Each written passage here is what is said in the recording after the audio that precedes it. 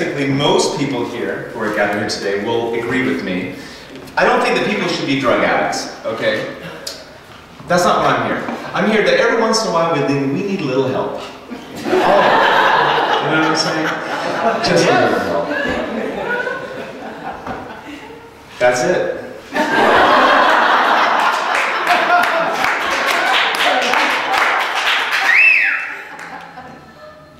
Okay. Well, I'm going to need more minutes towards the end. That's why I'm not using up my minutes. Is this like a cell phone? Can I like use my minutes later? It doesn't work like that. Hey, well, you know, every once in a while we need a little help. You know, art's a creative process. Since the beginning of time, the beginning of man, those little cave paintings, you know they were on peyote and mushrooms, people. So that's what I'm saying. I mean, I'm not saying that we should be drug addicts. I'm just saying the creative community, if you will, should be allowed a little extra leeway with their drug and alcohol use because they give us so much beauty. And get over it. Period. I win. There you go. I'm here to argue for sobriety. I hope you're all drunk so you can make it through this. Thank you.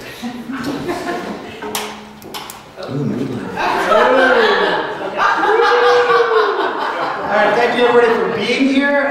Prohibition must be brought back into art, despite artists who argue that it must not be mentioned, because people are too keenly interested in it to the extent that working artists must be brought back into contact with reality. Art's slide into drunkenness was enabled by work made over a century ago by contemporaries of Manet, Marcel Proust, and Camille Claudel. Their hard work allowed artists, decades later, to fill art with beer. However, it will still be harder, I imagine, to get the beer out or to stop the stupid. Artists at the beginning of the 21st century are responsible for a vast goo, a froth of meaningless stimulation and excessive production. The lather that artists have worked up needs no explaining.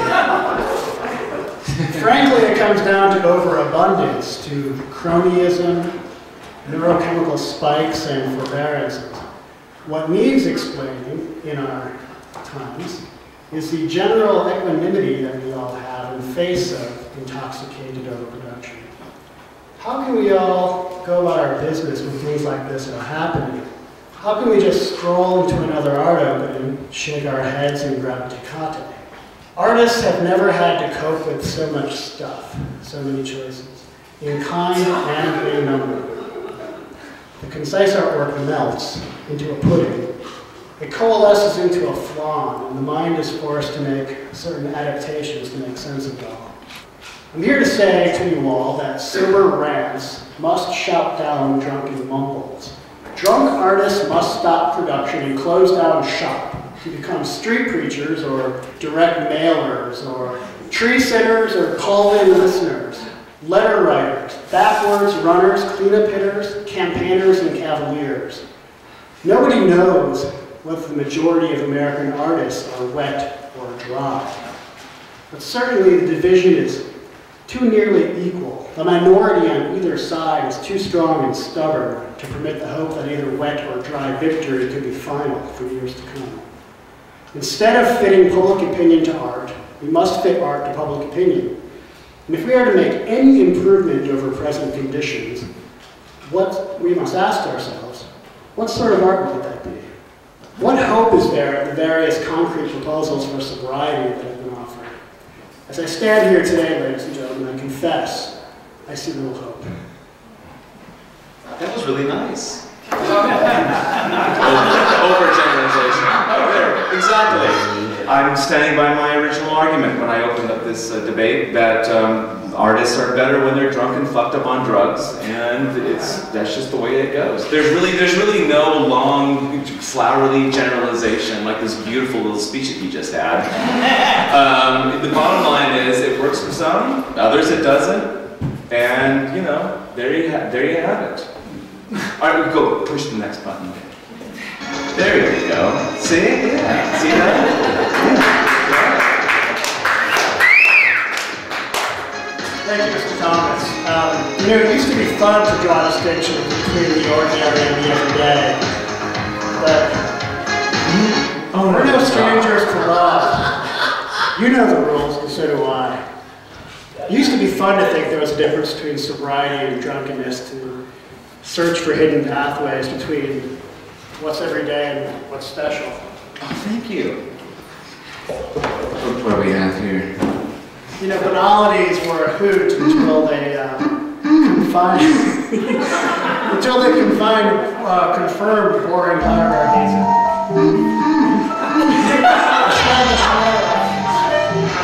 It won't turn off. I'm too drunk to operate the,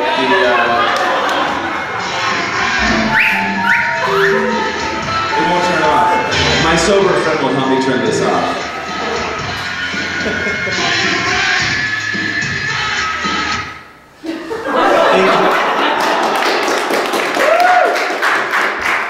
When people are ready for sobriety or for mass movement, they're ready for any effective movement, not one with a coherent doctrine or program. So take that to heart. Thank you.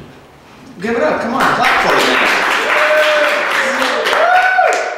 Years ago, when I was hired at the LA Weekly, I was a production assistant, which basically means that I operated the stack cameras and put stars over people's nipples and genitals and transsexuals' Adam's apples. So that was my job. This one night, our production assistant called in sick. So the person who was doing press check said, "Hey Kurt, you have to come out and do a press check with us. Here's the problem, I'm colorblind."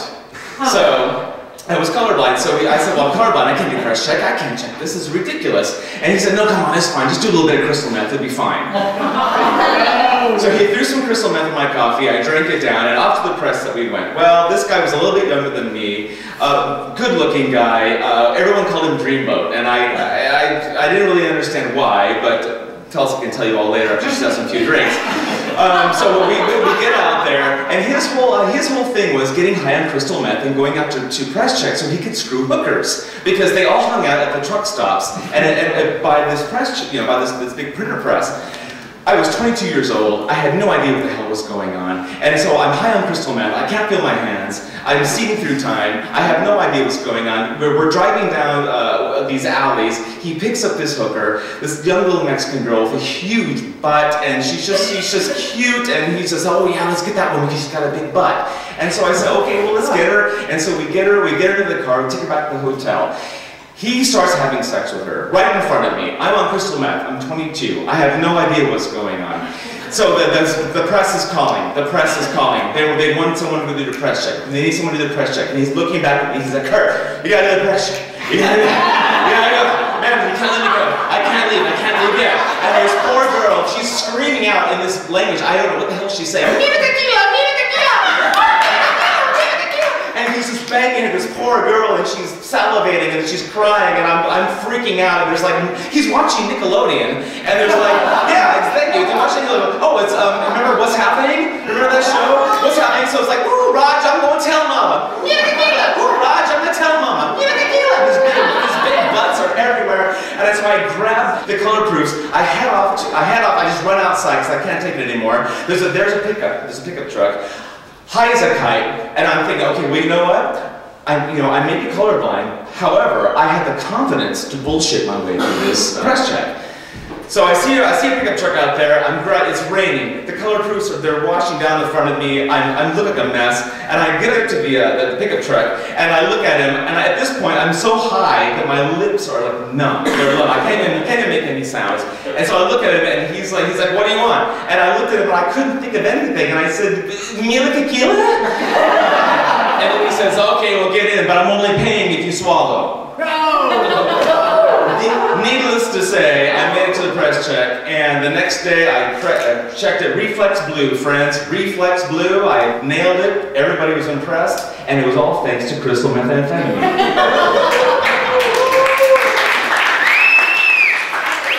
Let's see, we have Kurt, who is for getting wasted.